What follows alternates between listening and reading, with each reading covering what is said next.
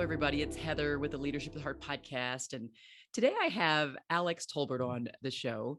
And listen, okay, I was a keynote at an event that his team was holding. He and his team were holding for customers and at Weekdays with Bernie. Is that what that was? That's right. That's right. For Bernard Health. Yes. And I just immediately was like, wow, he was presenting different things. You were presenting things, right? Related to kind of the strategy and what was going on with product and rollout and just the interaction in your team. And I could see how much they were kind of customer centric, but also even just centered on me and helping me. And I knew that doesn't just come, that's not a fluke. That doesn't happen. It happens usually from the leadership. And then I saw how you presented yourself. So I knew right away I had to have you on the show, my show, Leadership with Heart. So welcome, Alex. Thank you, Heather. Those nice words. It's a pleasure to be here. So tell everybody, where are you right now, in your opinion, on your leadership journey? Well, I think it's going to always be under construction. I think when I started the company, I think I probably thought I was a pretty good leader. And all my experiences since then have taught me that I still have a lot to learn and I need to keep learning. And I love when leaders say that, because like there's some that are like, here's one thing that I always think is so interesting. Often when I'll ask, like, when was a time when you weren't the leader? We'll talk about that later in the show, right? When you were not a great leader. And people will tell me like, yes, it was 25 years ago in the very beginning of my leadership. And I'm like, oh, really? Because for me, it was like last week. Right. Right. Because Absolutely. It's like the level of, transparency and vulnerability, just admit, like you said, I love that. I'm under construction. Like it is under construction. Mm-hmm. I've never had anybody quite say that, but that is so true. But being a work in progress, wanting to be learning is critical in leadership. So I really value and appreciate that perspective. Yeah, no, I mean, absolutely. I think, to think about 25 years ago, I mean, my first inkling that I was not as good as I thought I was pretty early on. And I started out as a health insurance broker and helping employers with their health plans, and eventually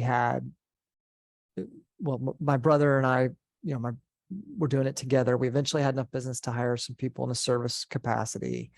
And I would do meetings for employees of our clients to explain their benefits. And one of our service people would sit in the front row and she would be on her phone the entire time. And it drove me crazy. I couldn't believe it. Because in my mind, I wanted her to be watching what I was doing so that she could learn how to do it. And then I could move on and do other things. I wouldn't have to do all these employee meetings all the time. And I let that frustration kind of fester and boil before I finally said to her, why aren't you paying attention in these employee meetings? How are you ever going to be able to do these if you don't pay attention in them? And she said, oh, well, I thought doing the employee meetings was your job. And it was like, whoa, maybe it's because I've never communicated to her that I want her to grow in her career. I certainly want to grow in mine, and that this will be a next step for her to be able to have, do this. And I think that question around do people even know what they're supposed to be doing if you're frustrated as a leader is one that leaders don't. And sometimes I miss too, just ask themselves, like, I'm frustrated my people aren't doing X. Do they even know they're supposed to be, doing it, or that it's an expectation? Mm-hmm. So that was like a first kind of like, man, I'm nowhere, because I had just this assumption that was just wrong. Yeah, that is so funny. And you just jumped right to the story, which I love, because it says to me that you're the right person to be on the show, number one, because your vulnerability and your desire to like share, because I think this learning concept that you mentioned about, where you're on your journey, it also sounds like to me, it's what your drive is to lead. But I'm going to circle back around to that story some more, but now I want to go back and ask, where do you think your drive to lead comes from? Where do you think it actually comes from? Man,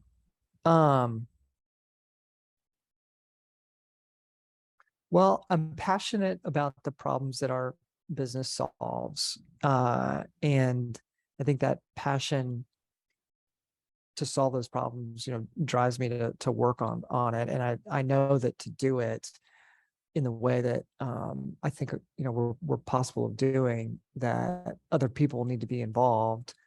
And, while potentially I could continue, work on the problem as an individual contributor, I'm passionate enough about it that, you know, uh, I guess need to feel a need to be, uh, I guess, more out in front on it, and involved in the decisions and how we go about it. Does So it go I even think that further would back probably for be it. you?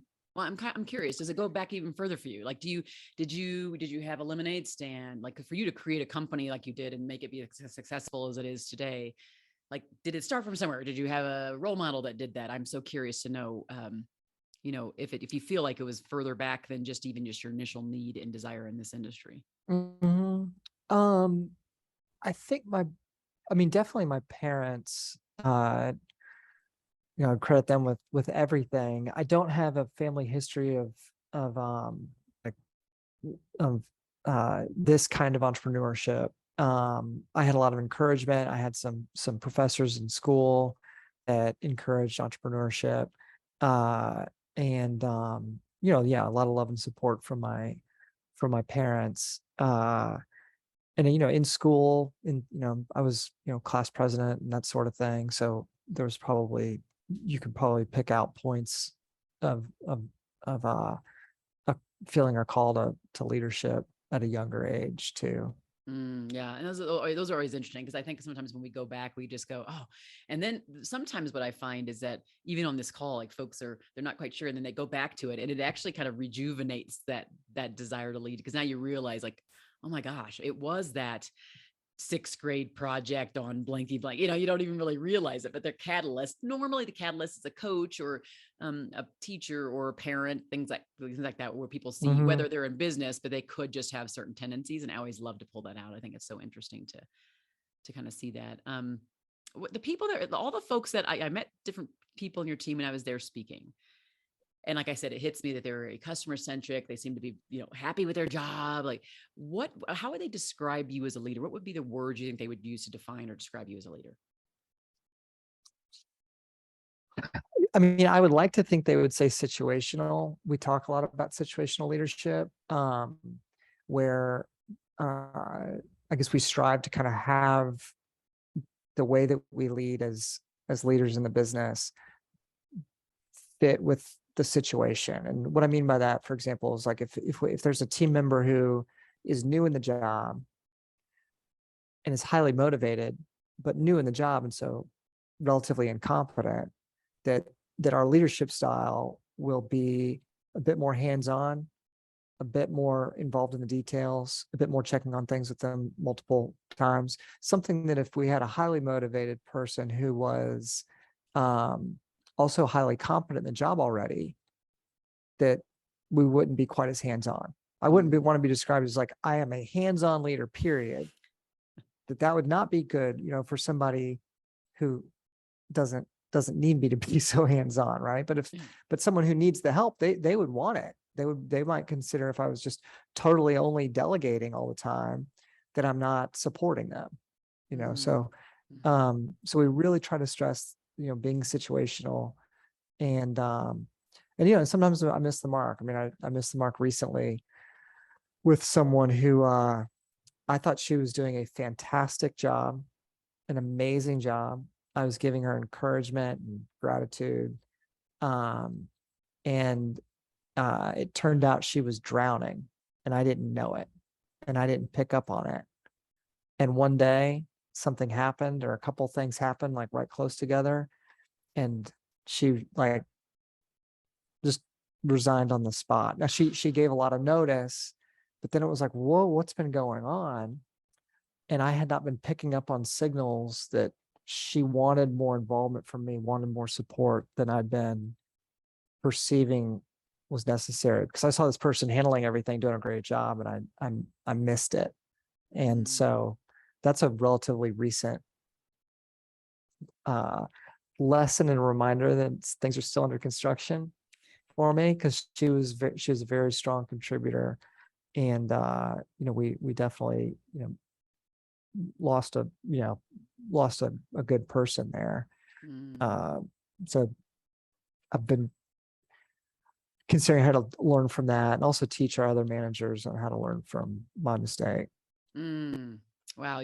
So I am knee deep right now in writing that third book called The Art of Active Listening. And the first step in that listening process is recognizing the unsaid, which is what you're talking about, spot on. And it is such a critical part of listening. And many of us don't do this well. We might think we do, but we don't. Because we're making a lot of assumptions underneath. That's what's happening. Our assumptions, our filter, our view is all just kind of, it's our biases, right? It's just all of that stuff is just clouding our judgment, and we're not seeing the truth. And I always say, I think the lesson there, or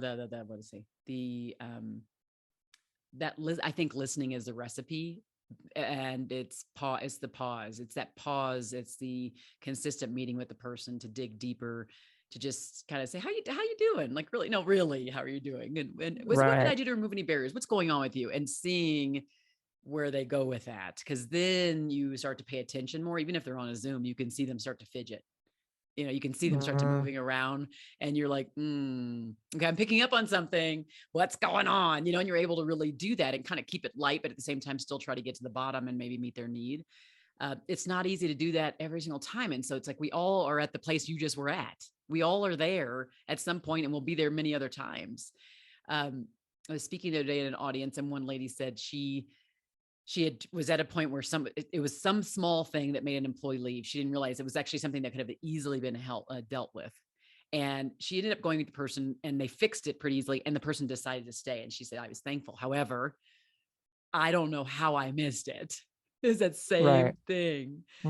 So I'm excited. I'll be excited to get that book in your hands. I think all of us can use it. Oh yeah. I'm learning about learning as I'm writing it. I'm like, oh gosh. And unfortunately, I'm like you. I divulge all the times I've screwed up. I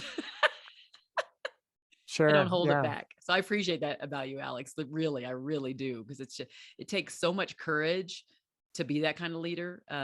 And people, that's why people, I think, want to keep working for you in a vast and a big way, is because you are open to saying,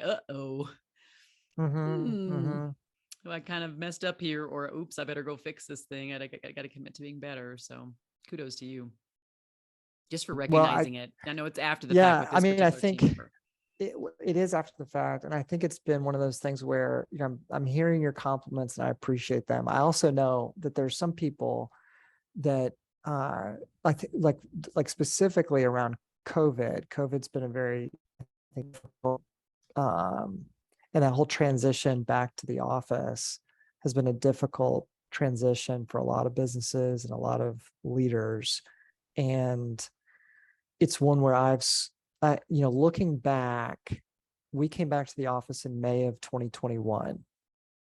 So kind of, we timed it with the wide availability of the vaccine. So we said, okay. And we kind of took employee feedback over the course of 6 months, kind of when the vaccine was in production and people expected it would be available. Multiple Zooms. We did, if you're familiar with Kepner-Trigo, we did a Kepner-Trigo decision analysis. We did a Kepner-Trigo potential problem analysis. We gathered feedback from everybody and ended up coming back, 6 weeks after wide availability of the vaccine. That was decided before we knew when the vaccine would be widely available. Then it became widely available. Then 6 weeks later, we came back. We lost a lot of people, that didn't want to come back. We rehired for those positions. And then, Heather, I thought I was done ever having to talk about COVID again, because we had the people who had been involved in all the decision-making and, with Kepner-Trigo and all that. And then everyone we had hired had joined the team with a 5-day a week in the office understanding. So I thought, we don't have to talk about COVID anymore, ever again. but I had, managers say, hey, we need to talk about COVID. So I don't understand, why do we need to talk about COVID? We talked about it so much. And then everyone who's joined since we came back, they came back with an expectation of a 5 days a week in the office. You know what? And so that was another myth that contributed to that person who left, because she was kind of getting hammered by people about it. And I was tone deaf. I was not understanding it. And so now I talk about COVID every single time that I'm in front of the company. Talk about how we think about it, how we think about work from home. And it's just one of those things where I missed it. And I know that people felt like I probably wasn't being a very good leader because I wasn't talking about it. And, looking back, I should have been more in tune with like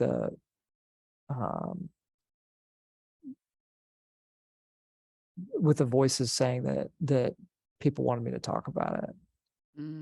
So that'd be another kind of example of that goes along with why that one person left, where, under construction. Oh, I love it so much. That's going to be in the title of this show. Leaders Okay. of Heart are Right. under construction. I love it so much. Right. Because I do just to the core believe that. And the reason why you heard me give you the compliments was more about the fact that you had a high level of self-awareness about it. And while you didn't have the tools to fix it right in the moment, your learning after the fact will help you be more effective going forward. So it's the learning part that you started with is the thing I'm giving you the kudos about. And the fact that you're vulnerable enough, courageous enough to actually admit this right here. So, well, thank you. That's important. Thanks. I'm telling you, because there's many who won't, and they'll blame everybody else and they'll never do it. And so when you turn that mirror on yourself and say, what role do I play in creating a culture that people want to stay with, creating that culture of listening that's founded in others' voices to make the culture and the experience what they want, that makes just a huge difference. So, I mean, just, amazing, amazing job on that. Okay, so now we're going to turn the tables and you get to ask me any question you would like to ask. So like, what are you going to ask me? Well, so you work with a lot of leaders in this area, and I'd be interested to know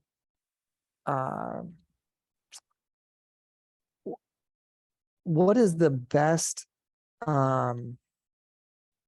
process like oriented practice that you've seen an organization adopt to help make sure that all of the managers are leading with heart, right? That they are involved to the appropriate level with their people, and that there's like a path for checking up on that to see that they are like, how do you see organizations do that most effectively? I haven't seen many. I think of one that comes to mind. Oh gosh, the name is, I see his face, the CEO, and it's actually out of Colorado. And I'm going to say they have 150 employees. They're a tech firm. And what he did is he put in place, and he actually openly shares this too, like you can download his process. I got to see if I can find this. So I apologize. But basically what he do is in order to make sure that, for example, check-ins, that's his big thing. It was like, we want to make sure we're consistently checking in, and we want to make sure that there's a process. It's not a once a year performance review. It's a pretty regular cadence of checking in, asking certain sets of questions that literally are documented, that are there for them. So he provides structure for questions to ask at the one-on-ones. There's a certain level of development, a certain level of things that are kind of expected to happen. They basically report up. So there's a reporting mechanism that they use. And because he's tech and process and system oriented, I think they may have just created something internally to communicate what the findings were from each of those. I think it might be a documentation process. I found it to be intriguing that he wanted to proceduralize this process and then to get it away where it's accountable, because not everybody will say, okay, we want to really make sure, like for you as a CEO, I want to make sure everybody is doing weekly one-on-ones with all their direct reports. If you can't, you need to reschedule it. And at a minimum, it's every 2 weeks. And here are the sets of questions you're going to get down to and enter it into this system. The responses kind of enter those into the system. And then we're going to aggregate that information so that we can see kind of where everybody's at like maybe we'll check on it quarterly as a whole leadership team, whatever, something like that. Right. Mm-hmm. So that's kind of how he would do it. And I like it. And not everybody wants to do it. But if you put it in there's like, this is what you're going to do. And if you don't, it actually your bonus, like if you get bonuses, if the senior team or whatever gets bonuses, those will be adjusted down if you are not. So it's like at the level of your expectation is so high of them that you are putting in kind of that measure or that kind of tickler that says, okay, well, if you don't do this, then this is what, and it's not like to try to be, I'm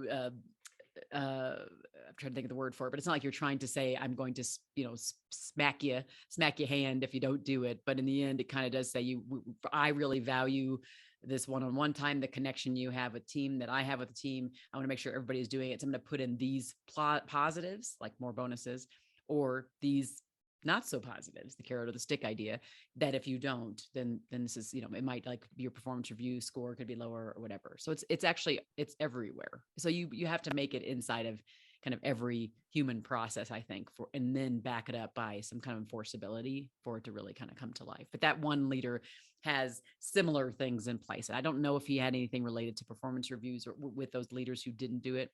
But I would say if you're going to be real serious about it, they have to know there's an impact, positive or negative. Like we give awards out for those who do this really well. And we also give higher bonuses. Your bonuses will be just par, just be like normal if you don't. And if you do, you can get right. And so I think trying to figure out how you want to stage that would be a good way to do it. Hopefully that's helpful. Yeah, no, I love that. I love that. We have weekly one-on-ones and we maintain them in a, BerniePortal, our own like HR software, they're maintained there. What we don't have that's intriguing to me is, like it being, explicitly tied to a financial component. We kind of have it as a black or white thing. Like you need to be doing it. If you're not, it's a problem that it's going to get talked about with you, feedback. And if you continue not to do it, then you're probably going to get coached out of the organization. Right. Yeah. But possibly that's kind of dramatic, right?